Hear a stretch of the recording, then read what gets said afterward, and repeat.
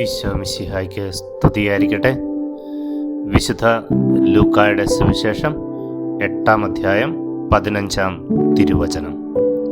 നല്ല നിലത്ത് വീണതോ, വചനം കേട്ട് ഉത്കൃഷ്ടവും നിർമ്മലവുമായ ഹൃദയത്തിൽ അത് സംഗ്രഹിച്ച് ക്ഷമയോടെ ഫലം പുറപ്പെടുവിക്കുന്നവരാണ്. ദൈവ വചനം കേൾക്കുന്നതിനായി വളരെ കൃത്യമായ ഒരുക്കം നമ്മുടെ ഹൃദയത്തിലുണ്ടാകണം. വിതയ്ക്കപ്പെടുന്ന വചനവിത്ത് ഒരുക്കപ്പെട്ട, അതായത് ഉത്കൃഷ്ടവും നിർമ്മലവുമായ ഹൃദയത്തിലേക്ക് സംഗ്രഹിക്കപ്പെടണം, ആഴ്ന്ന് ഇറങ്ങണം. ഹൃദയമൊരുക്കി വചനത്തെ സ്വീകരിക്കാം. ക്ഷമയോടെ ഫലം പുറപ്പെടുവിക്കുന്നവരായി മാറാം. ആമീൻ.